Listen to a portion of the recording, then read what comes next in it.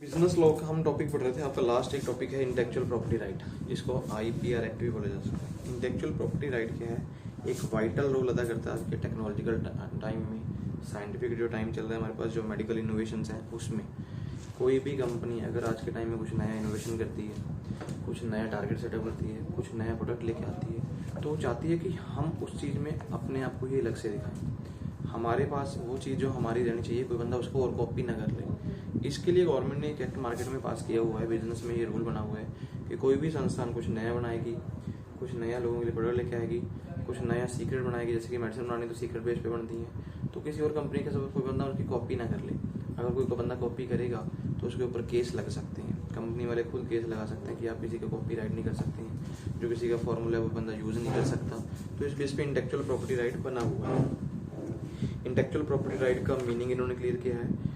Intellectual property right refer to the rights aligned with the intangible assets owned by a person, company and protected against without use without consent। कोई भी companies जब भी market में आएंगी उनके पास एक right होना चाहिए कि उनके जो भी मेथड्स हैं बिजनेस करने के, विदाउट कॉन्सेंट कोई भी बंदा उनको यूज ना कर सके। जो इंटेंजिबल चीजें होती हैं, मान लो आपने कोई फॉर्मूला है, फॉर्मूला इंटेंजिबल है, कोई छू सकता है, आपको भी पता ना भी क्या फॉर्मूला, आपने कोई प्रोडक्ट बनाया, मान लो किसी बंदे ने कोई सॉन्ग वगैरह लिखे हैं तो अपनी स्किल्स उसमें डाली हैं, तो कोई बंदा उसको यूज़ ना करे तो उसके क्या होते हैं, एक तरह कॉपी राइट ही होते हैं। तो कंपनीज कहती हैं कि अगर हम उसको, ये नॉन फिजिकल चीज़ें होती हैं, उनको हम सेफ रखना चाहते हैं। जब भी कोई बंदा यूज़ करे तो हमारे राइट से यूज़ करे।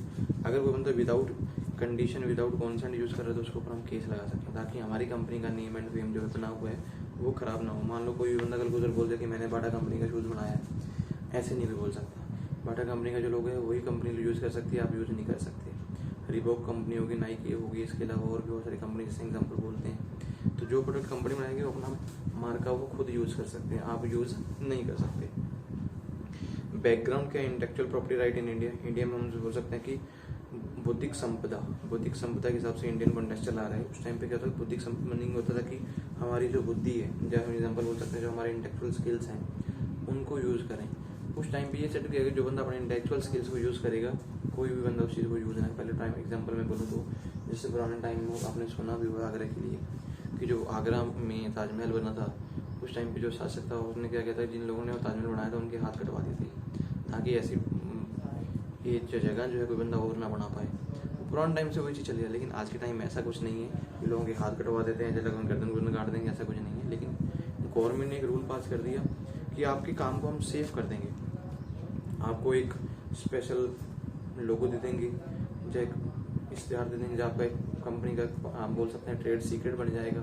जो काम करने की जो आपकी कला है उसके लिए हम आपको एक सेफ्टी प्रोवाइड कर देंगे, ताकि आपके किए हुए काम को कोई बंदा और ना करे, आपका नाम बने। जब भी आप ऐसा भी काम करें तो आपके नाम से ही बने। अगर कोई बंदा उस चीज़ को यूज़ भी कर रहा है तो उसके ऊपर केस चल सके। Types of the intellectual property right दिखाए हैं क्या क्या होते हैं? Patent, trademark, copyright, trade secret. Patent क्या होते हैं? आपकी कंपनी के लोगो वगैरह जो बन जाते हैं, जो आपकी कंपनी के इंटेंजिबल पेटेंट्स होते हैं। उसके बाद ट्रेड राइट क्या होते हैं? ट्रेडमार्क्स क्या होते हैं? आपके काम जो चल रहा है किस बेस पे चल रहा है, कंपनी किस तरीके से जानते हैं आपकी कंपनी का क्या लोगो वगैरह बनाए हुए, वो भी इसमें चेक किए जाएंगे। कॉपीराइट्स क्या होंगे? जिन चीज़ों के आपको कॉपीराइट्स हो गए, जैसे कि मैंने म्यूजिक की बात की, म्यूजिक कोई बंदा बनाता है, उसमें जो म्यूजिक में जो चीज़ें ऐड की जाती हैं, जैसे कोई गाने के साउंड सेट किए जाते हैं, जैसे किसी बंदे ने जो सॉन्ग लिखा है, कोई बंदा ये ना बोले कि मेरा है, तो वो कॉपीराइट रखे जाते हैं। उसके बाद आते हैं ट्रेड सीक्रेट, व्यापार करने के, जैसे मेडिसिन में मोस्टली आएंगे ट्रेड सीक्रेट। जैसे कोई कंपनी नई मेडिसिन बना रही है, कोई और कंपनी नहीं बना पा रही, तो वो सीक्रेट है, कोई कंपनी और नहीं बना सकती वो मेडिसिन वैसे, तो उससे ट्रेड सीक्रेट रखने के लिए भी कंपनीज ने एक कानून पास कर दिया, जिसको हम आईपीआर एक्ट बोलते हैं। इन्होंने आईपीआर के एक्ट में एग्जाम्पल लिखा भी क्या की चीज़ों क्राइटेरिया, और जैसे एग्जाम्पल की बिजनेस का ट्रेड नेम, आपके बिजनेस का नेम कोई और ना यूज़ कर सके, ये आईपीआर में आता है। कमर्शियल सीक्रेट, आप किस तरीके से व्यापार कर रहे हो उसके सीक्रेट आपको पता है, किसी और को ना पता हो। कंप्यूटर सॉफ्टवेयर, जो कंपनी जैसे माइक्रोसॉफ्ट बना रही है, कल को कोई और कंपनी उठ के बोल दे कि मैंने भी सॉफ्टवेयर बनाया है तो माइक्रोसॉफ्ट का है, आपको अपना सॉफ्टवेयर बताना चाहिए कैसा है, आप उसका लोगो रख सकते हो, सॉफ्टवेयर रहेगा। कॉन्फिडेंशियल इन्फॉर्मेशन, कोई ऐसी इन्फॉर्मेशन जो किसी के साथ शेयर ही नहीं करनी, तो आपकी कंपनी की इन्फॉर्मेशन रहेगी, किसी के पास शेयर भी नहीं होगी। कोई बंदा अगर शेयर करेगा तो केस चलेगा। डाटाबेस राइट, आपने जो डाटा कंप्यूटर वगैरह में एग्जाम्पल कहीं पर भी सेव की है, आपको पता ना कि आप उस चीज़ को छेड़ सकते हो, कोई और बंदा छेड़ेगा तो सिस्टम खराब हो जाएंगे।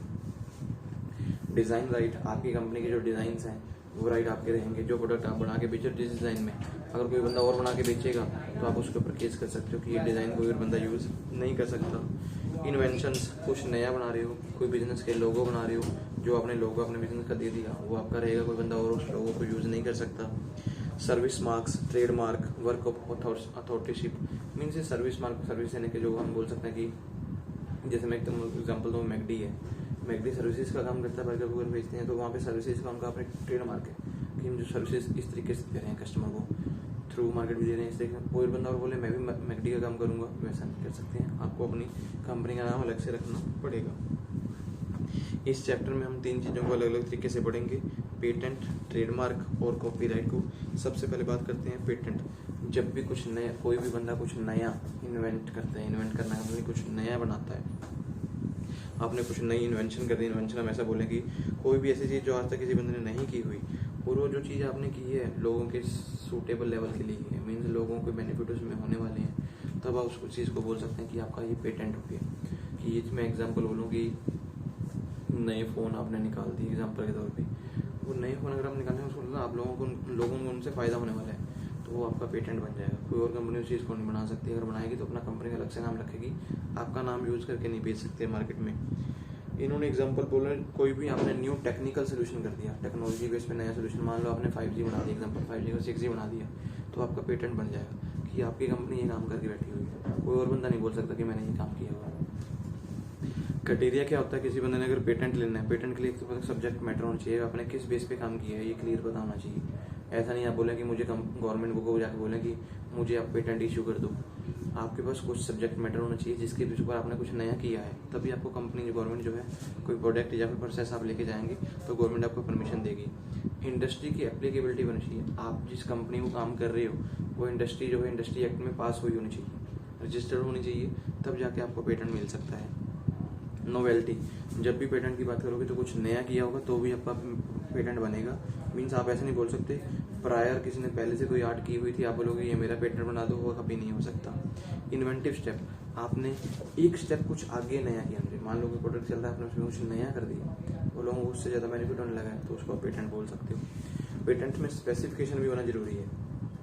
स्पेसिफिकेशन जैसे बोलें कि जो कुछ भी आप बना के चीज़ें कुछ नया टेक्नोलॉजी में इम्प्रूवमेंट की है, आप उस चीज़ को डिफाइन कर सकें, ये क्लियर उसमें होना चाहिए। नॉन पेटेंटेबल इन्वेंशन, ऐसे बहुत सारी चीज़ें लिखी हैं जिनको पेटेंट में नहीं ले सकते। मीन्स आप बोले कि मैंने इसमें कुछ नया कर दिया मुझे पेटेंट इशू कर दो, ऐसा कुछ नहीं है।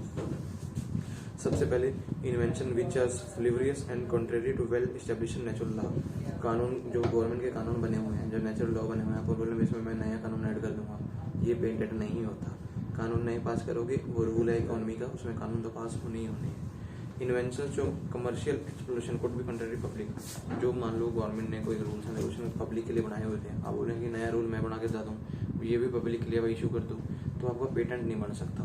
वो तो एक कानून में लिखा जाएगा कि ये नया कुछ आ गया है। Mayor discovery of new form of the substance which does not result in the, कोई भी आप ऐसी कोई डिस्कवरी कर लें जो आज तक किसी बंदे ने, मतलब ऐसे एग्जांपल बोले कि पहले लोग कर रहे आ रहे थे डिस्कवरी, आपने उसमें कुछ नया ऐड कर दिया। मैं एग्जांपल बोलूँ कि जो वाले जंगलों में कोई बंदे जाते हैं दवाइयाँ फाइंड करने के लिए, नई दवाई बनाने, आप भी दवाई बनाने के लिए मार्केट में चले गए, आपने उस दवाई को बहुत जल्दी तरीके से बना दिया, तो उसको डिस्कवरी नहीं हुआ। डिस्कवरी तो पहले से चली आ रही है।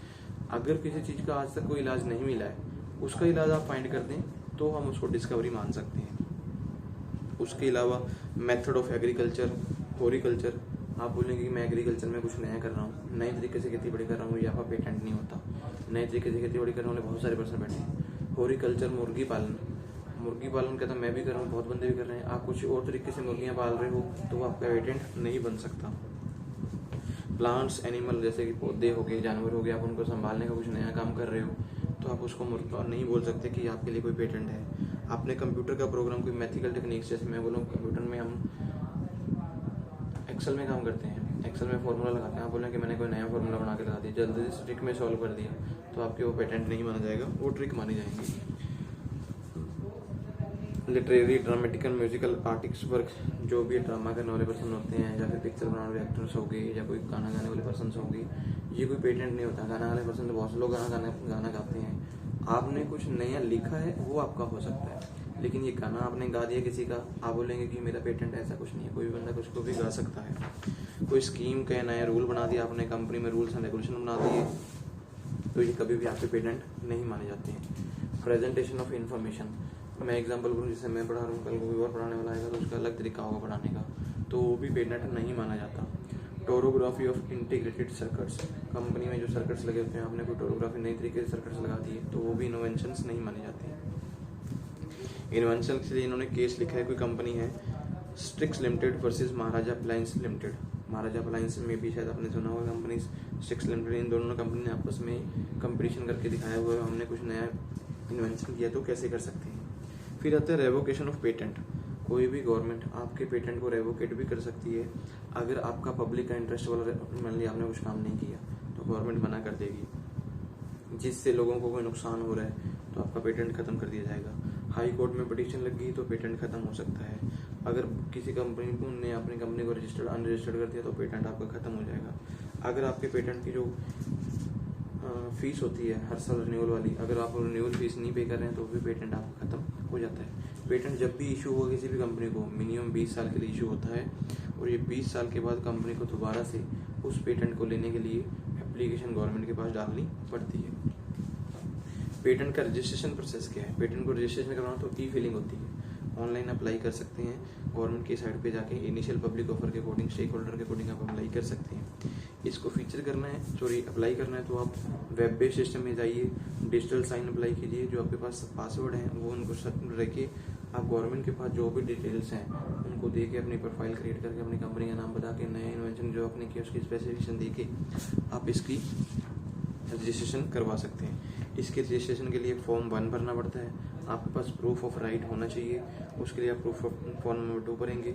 उसके बाद आपकी कंपनी MSc सेक्टर में रजिस्टर्ड होनी चाहिए, मीडियम स्कोर इंडस्ट्री में जो मीडियम स्केल इंडस्ट्रीज होती हैं उसमें रजिस्ट्रेशन होनी चाहिए, तब जाके कहता आप अपने पेटेंट को रजिस्टर्ड करवा सकते हो। जर्नल प्रोसीजर क्या है, पहले आपको एप्लीकेशन डालनी पड़ेगी, एप्लीकेशन पब्लिकेट होनी चाहिए आफ्टर 18 मंथ। आज एप्लीकेशन डाल दी, 18 महीने बाद आप बता सकते हैं लोगों को कि आपको पेटेंट इशू हुआ है।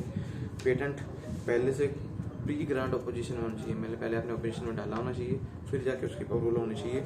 रिक्वेस्ट फॉर एग्जामिनेशन, आप उस गवर्नमेंट को जरूर भी बोलें कि आप आइए, उसके हम रिक्वेस्ट करते हैं कि आप उसको चेक कीजिए, आप एग्जामिन कीजिए। अगर आप एग्जामिनेशन करने पर लगेगा कि मैंने कुछ सही किया है तो आप मुझे एक पेटेंट इशू कर दीजिए। अगर आपको लगता है कि मैंने गलत किया तो आप उसको रिफ्यूज़ भी कर सकते हैं। जो भी कंट्रोलर होगा, मीन्स कंपनी लॉ बोर्ड के अंदर जो कंट्रोलर बैठते हैं वही आपको पेटेंट इशू करेंगे, उनके डिसीजन के ऊपर ही होते हैं। अगर वो यस करते हैं तो आपका पेटेंट आपको इशू हो जाएगा, अगर वो नो करते हैं तो पेटेंट इशू नहीं होता। कंप्रिहेंसिव बिलिंग भी है, आप लोग कहता है इसको ऑफलाइन भी और ऑनलाइन भी फिल कर सकते हैं। www.ipi.india.government.india के ऊपर जाके आप ई गेटवे में आप इसके लिए अप्लाई कर सकते हैं। इसके लिए आपको पहले एक एप्लीकेशन बनानी होती है, उसमें अपनी डिटेल भरनी होगी, जो भी आपने कुछ नया इनोवेट किया उसकी डिटेल भरनी होगी, फिर गवर्नमेंट को रिक्वेस्ट भेजेंगे। प्रोसेसिंग एप्लीकेशन, अगर आपकी एप्लीकेशन प्रोसेस में जा रही है तो सबसे पहले आप लोग इनिशियल प्रोसेसिंग करेंगे। इनिशियल मतलब कि जो फॉर्म ऑनलाइन भरना है वो भरेंगे, उसके बाद आपकी एप्लीकेशन की होगी स्क्रीनिंग होगी। जो गवर्नमेंट डिपार्टमेंट में कंट्रोलर पर्सन होगा वो आपकी एप्लीकेशन को चेक करेगा, उसको रीड करेगा, अगर उसको लगता होगा तो आपके किए हुए काम को वो स्क्रूट करने आएगा। स्क्रूट नहीं बोलते हैं, मीन्स वो चेक करने आएगा कि आपने जो कुछ बताया वो जो मीनिंगफुल क्लेम है या नहीं है, उसमें लोगों को कोई बेनिफिट हो रहा है या नहीं हो रहा, कहीं आपने अपने मकसद के लिए तो नहीं ऐसा कुछ बना लिया जिसको आप पेटेंट बनाना चाहते हो। स्क्रूटनी करने के बाद फिर कॉन्सिक्वेंसेज देखे जाएंगे, जो भी आपने काम किए हैं वो सेंट्रल गवर्नमेंट के पास पहुँचाए जाएंगे, स्टेट गवर्नमेंट के पास पहुँचाए जाएंगे। उसमें फिर वो चेक करेंगे कि एक्चुअल में बेनिफिट हुआ है, अगर एक्चुअल में बेनिफिट हुआ है तब जाके उस चीज़ को इनोवेशन में आप लोग सेटअप कर सकते हैं। इन्वेंशन रिलेटेड में ऑटोमेटिक एनर्जी, अगर आप ऑटोमेटिक एनर्जी के लिए कुछ इन्वेंशन करने जा रहे हैं तो आप सोच सकते हैं। विड्रॉल ऑफ पेटेंट एप्लीकेशन, अगर किसी बंदे को लगे कि मुझे एप्लीकेशन को विड्रॉ करना है तो कभी भी ऑनलाइन सिस्टम में जाके उसको खत्म कर सकता है, ऐसा नहीं कि एप्लीकेशन आपकी खत्म नहीं होगी।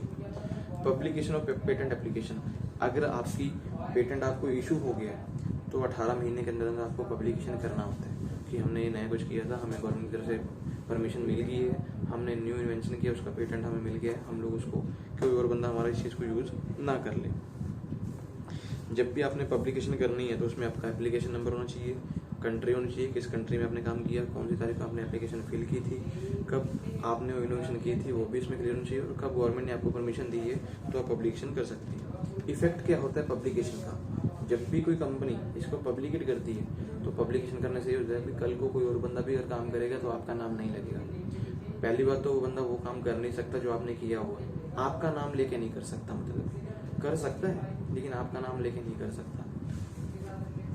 जब भी इसकी स्पेसिफिकेशन क्या है, आपको टाइटल देना पड़ेगा इन्वेंशन, जो भी कुछ आपने नया किया। मैं एग्जांपल बोलूँ कि कोई ऐसी बीमारी जिसका आज तक कोई इलाज नहीं हुआ, आपने उसका इलाज कर दिया तो न्यू इन्वेंशन हो गया ना, तो आप उसका अपना टाइटल दे सकते हो कि मैंने ये चीज़ फाइंड कर दी। कोई भी बंदा कर सकता है लेकिन आपका नाम लेके उसको नहीं करेगा। एग्जामिनेशन दोबारा से फिर आ रहा है, एग्जामिनेशन ऑफ एप्लीकेशन। अगर आप एप्लीकेशन लगाएंगे उसकी एग्जामिनेशन होगी, उसकी रिपोर्ट जो है कंट्रोलर जो बना के गवर्नमेंट के वो भेजेगा, गवर्नमेंट उसको फिर आपको ग्रांट ऑफ पेटेंट, अगर गवर्नमेंट उसको अप्रूव कर देती है तो आपको पेटेंट इशू हो जाएगा। अगर वो इशू नहीं होता तो आप उसको ख़त्म भी आपको करना पड़ता है। फिर हमारे पास आता है ट्रेडमार्क।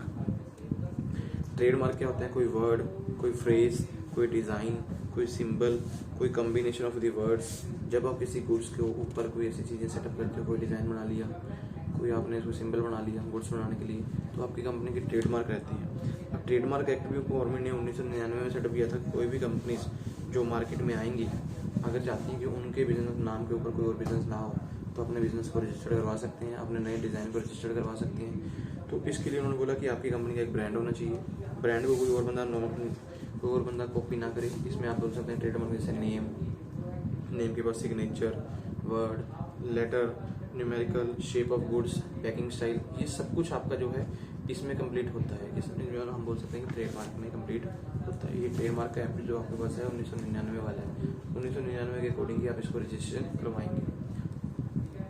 एक होते हैं trademark versus property mark. Trademark तो मैंने आपने पहले बोल दिया कि जो आप कोई प्रोडक्ट बना रहे हो उस प्रोडक्ट के ऊपर आपने कोई सिंबल लगा दिया या कोई वर्ड लिख के लगा दिया, वो कंपनी के ट्रेडमार्क होंगे। जैसे मैं एग्जांपल बोलूँ, रिबॉक है, नाइकी है, उनके अपने रिबॉक के वो लाइनिंग से लगा के ऐसे लाइन लगती है बीच में, नाइकी का कोई टिक वाला निशान जैसा कुछ बनता है, तो कोई भी कंपनी उस चीज़ को यूज़ नहीं कर सकती। एक होती है प्रॉपर्टी मार्क। प्रॉपर्टी मार्क ऐसे होते हैं जब आप कोई मूवेबल प्रॉपर्टी होती है उसके ऊपर आप कोई निशान लगाना चाहते हैं तो ये भी इशू हो सकते हैं। जब भी कोई बंदा ट्रेडमार्क बनाएगा, आपने नई कंपनी चलाई है, आप बोलते हैं कि कुछ नया आप करना चाहते हैं तो आप उसको रजिस्टर करवा सकते हो। उसको रजिस्टर करवाने के लिए सेंट्रल गवर्नमेंट के पास आपको परमिशन लेनी पड़ेंगी। इसके लिए आपको ऑनलाइन एप्लीकेशन डालनी पड़ेगी। जब भी इसकी रिक्वायरमेंट होगी, मीन्स आपको ट्रेडमार्क रजिस्टर करवाना है, तो ये इन्होंने बोला कि ट्रेडमार्क आपका यूनिक होना चाहिए और डिस्टिंक्ट नहीं होना चाहिए। किसी भी कंपनी का आप कॉपी नहीं कर सकते, बिल्कुल अलग होना चाहिए। जो कंपनी ने पहले बनाया उसके जैसा आप नहीं बना सकते। इसमें कोई काइंड, क्वालिटी, क्वांटिटी ऐसा कुछ नहीं होता, प्रोडक्ट नहीं दिखाए जाते। ट्रेडमार्क में काइंड, क्वांटिटी कुछ नहीं होता, क्वालिटी नहीं होती, आपको कोई लोगो बनाने होते हैं। मतलब कि इसमें करंट लैंग्वेज भी ध्यान रखना चाहिए, not to be customer in the current language. जब भी आप कोई चीज़ बनाने जा रहे हो, कोई लोगो या ट्रेडमार्क बनाने जा रहे हो, करंट लैंग्वेज के जैसा नहीं बना सकते। कुछ ना कुछ यूनिक होना चाहिए जिसका मीनिंग बाद में क्लियर होना चाहिए। नोट डिसीव और कोज कन्फ्यूजन, ऐसा भी ट्रेडमार्क नहीं होना चाहिए जिससे पब्लिक कंफ्यूज हो, जिससे लोगों को लगता हो भी हाँ एक्चुअल में कोई बेनिफिट हो सकता है। वैसा ही ट्रेडमार्क आप कोई बनाएंगे। इसमें सिंबल हो सकते हैं, रजिस्टर मार्क हो सकते हैं, सर्विस के मार्क्स हो सकते हैं। इनके लिए इन्होंने केस डाला हुआ है, लाल बाबू क्या नाम है इसका, प्रियदर्शी वर्सेस अमृतपाल सिंह। एक ट्रेडमार्क जैसे रामायण के ऊपर बना। रामायण जब पहली बार लिखाई गई, जब उसके ऊपर कोई मूवी किसी बंदे ने बनाई थी, वो एक ट्रेडमार्क हो गया। आज के टाइम में देखते हैं ना, रामायण कभी भी चलता है, एक मूवी जैसे कई बनाते हैं तो पुराने, जिसमें राम लक्ष्मण जो सीता बना थी, उनको लोग जानते हैं, उनकी वॉइस को पहचानते हैं, उनके लिए ट्रेडमार्क बना हुआ है। आज के टाइम में ऐसा नहीं कि रामायण के ऊपर लोग फिल्म नहीं बनाते हैं, बहुत सारे लोग बनाते हैं, लेकिन वैसी चीज़ नहीं बन सकती है। सेम अगर वैसा बनाना चाहते हो, आपको वैसे एक्टर भी चाहिए, वो चीज़ें नहीं बन सकती। तो हम इस चीज़ को बोल सकते हैं कि राइट ऑफ रजिस्ट्रेशन है, कि आपने अगर रजिस्ट्रेशन करवाती, आपके किए हुए काम को कोई और बंदा नहीं कर सकता, आपके लोगों को, आपके पर्सन्स को कोई और बंदा यूज नहीं कर सकता। ट्रेडमार्क की सर्च होना जरूरी है। जब भी आप कोई ट्रेडमार्क लेके आएंगे उसकी सर्च जरूर कीजिए कि एक्चुअल में आपने कुछ यूनिक बनाया है। ऐसा ना हो कि कोई चीज़ ऐसी बना दे जिसको और लोगों ने भी बनाया हो, वो ऐसा कभी भी नहीं होना चाहिए।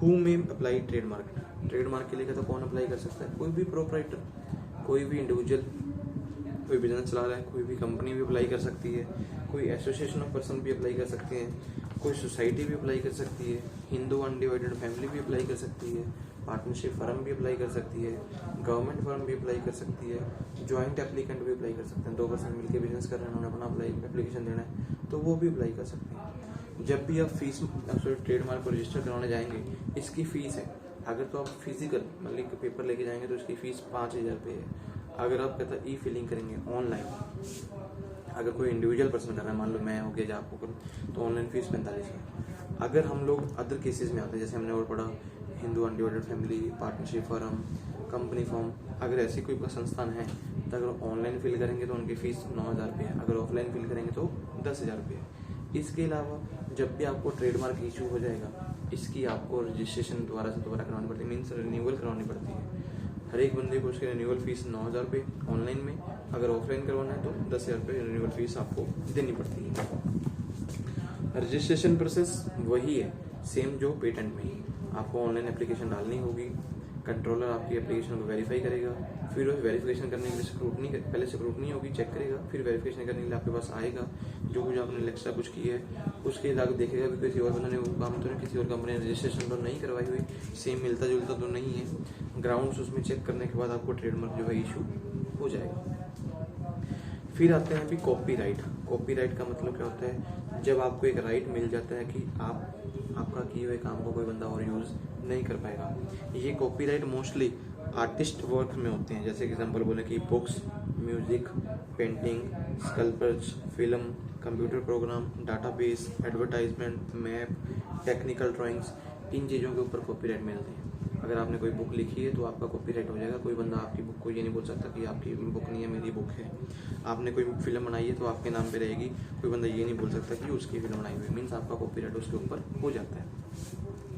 कॉपीराइट में कोई पेंटिंग भी हो सकती है, मैंने पहले बता दिया, कोई ड्राइंग भी हो सकती है, सब कुछ उसमें आ सकता है। जब भी कॉपीराइट की बात करेंगे, कॉपीराइट एक्ट इंडिया में जब कैसे चला, कोई भी बंदा इसमें क्लियर करते हैं। अगर कोई भी बंदा कॉपीराइट को चेंजेस करने की कोशिश करता है, इंटेलेक्चुअल प्रॉपर्टी राइट के अंदर ही आता है, अगर कोई बंदा उसमें छेड़खानी करता है तो मिनिमम जुर्माना जो 50,000 का, जो मैक्सिमम जुर्माना है 2 लाख रुपए तक का किया गया। अगर आप किसी भी बंदे की चीज़ों को यूज़ करोगे, किसी की बुक को बोलोगे मेरी बुक है, जैसा कुछ है, कल को अपने नाम से छाप दोगे सारा कुछ उसका कॉपी करके, तो आपके ऊपर 2 लाख तक का जुर्माना भी हो सकता है। आज के टाइम में इस चीज़ को और भी बढ़ाया गया है। आप इसके ऊपर अगर किसी बंदे को लगेगा कि यहाँ केस करना, तो बंदा केस के ऊपर भी लगा सकते हैं। कॉपीराइट जब भी इशू होंगे, ये 60 साल तक के लिए इशू होते हैं। मीन्स आज आपका कोई कॉपीराइट है, 60 साल तक के लिए आपका कॉपीराइट रहेगा। लिटरेसी में चले जाइए, म्यूजिकल में चले जाइए, आर्टिस्ट वर्क्स जो है, life of author plus 60 years, जितने टाइम के लिए बंदा जिंदा रह सकता है, 60 साल तो है ही है। अगर उसके बाद लाइफ उसकी 80 साल की, 90 साल की, तब तक उसका कॉपीराइट रहेगा। कोई सिनेमेटोग्राफी फिल्म है, किसी बंदे ने कोई फिल्म बना दी, उसका कैलेंडर ईयर 60 साल तक वो उसकी फिल्म रहेगी। उसके जैसे फिल्में बनेंगी, लेकिन वो नाम अलग होंगे, उसका नाम रख के आप काम नहीं कर सकते। जैसे हम देखते हैं कि बंदे ने फिल्म बनाई, जैसे पार्टनर 1, पार्टनर 2 ऐसे बनेगा, वो आगे सेम नाम रख के नहीं बना सकते। साउंड रिकॉर्डिंग, आज आपने कोई साउंड रिकॉर्ड किया है, 60 साल के लिए आपके नाम पे ही चलेगा। कोई आपने इसके अलावा गवर्नमेंट डिपार्टमेंट में फोटोग्राफी, सिनेमाग्राफी, साउंड रिकॉर्डिंग की है, तो वो भी 60 साल के लिए आपके पास रहती है। रेमेडीज फॉर कॉपीराइट, अगर कोई बंदा किसी कॉपीराइट को यूज करता है तो बंदा डायरेक्ट जो है LLP में जा सकता है, लिमिटेड लायबिलिटी पार्टनरशिप के अकॉर्डिंग आप गवर्नमेंट के पास केस लगा सकते हो और बंदे को सजा भी दिलवा सकते हो। अगर आपका जो नुकसान हुआ तो आप नुकसान को भी भरपाई करवा सकते हो। जुर्माना मैंने आपको पहले बता दिया, मिनिमम जुर्माना 50,000, अगर आपका जुर्माना पड़ रहा है तो 2 लाख तक का जुर्माना भी आपको लग जाएगा। इसमें दोबारा इन्होंने 1 लाख बताया, लेकिन अगर 1 लाख रुपये जुर्माना लगेगा तो साथ में इम्प्रिजनमेंट भी है, आपको सजा भी होगी। वो सजा जो मिनिमम डिपेंड करेगी वो 1 साल की होगी, 1 साल की सजा, 1 लाख रुपये जुर्माना। अगर सजा नहीं हो रही तो 2 लाख रुपये जुर्माना आपको लगेगा। कॉपीराइट के बाद आपके पास आ रहे हैं जो बोर्ड द्वारा तो छोड़ दी जाएंगे इसमें। फिर आता है भी वेयर दी कॉपीराइट बेस्ट। कॉपीराइट कहाँ पे चलते हैं, हम पब्लिकेशन में लेके चलते हैं कि हमारे पब्लिकेशन है, हमने आज कोई बुक छपाई हो, पब्लिकेट होगी ही होगी। किसी ने कोई गाना बनाया, उसका नाम पब्लिकेट होगा ही होगा। गाना गाने वाले का नहीं, गाना लिखने वाले का है, जो लिखारी होती है उनका कॉपीराइट होता है। मोड ऑफ असाइनमेंट, असाइनमेंट आपको कैसे होगी, आपको पटिशन डालनी है, आपको असाइनमेंट हो जाएगा कि आपका कॉपीराइट हुआ है। ये था आपका टॉपिक। IPR वाला जो हुआ खत्म। अगर कोई पॉइंट ऐसा है पूछने वाला तो देखिए, इसमें ट्रेड सीक्रेट भी होते हैं। ट्रेड सीक्रेट मोस्टली मेडिसिन के लिए होते हैं। कोई कंपनी नई मेडिसिन बना रही है, जैसे मैं एग्जांपल लूँ, सर दर्द की दवाई तो सारी कंपनी बना रही है, आपने कुछ का नई मेडिसिन बनाती है जो कंपनी, और जैसे एग्जांपल कोरोना वैक्सीनेशन बनी थी, वो ट्रेड सीक्रेट है, 2-3 कंपनी बना रही थी। हम देखते हैं हमारे यहाँ पे एक वैक्सीन बना था, एक आधी कंपनी कोई और बनी थी, 1-2 कंपनी थी, जिनके वैक्सीनेशन में लगे थे। हम ऐसा नहीं बोल सकते कोई बंदा आगे बोल देगा कि मैं इस चीज़ को चलाऊंगा। कोई एग्जांपल बोलूँ, शायद आपने मे भी सुना था, जलंधर में एक पर्सन था, नीटू शटरा वाला, शायद सुना हो मे भी। उस बंदे ने बोला था कि मैंने कोरोना की दवाई बना ली। अगर आप मेरा ये बनाया हुआ कोई चमन ब्रश उसने बना दिया था कि अगर ये खाओगे तो आपकी इम्यूनिटी बढ़ जाएगी। तो उस टाइम पे उसकी बहुत पिटाई हुई थी, बहुत खूब लोगों ने, पुलिस वालों ने उसको बहुत मारा था।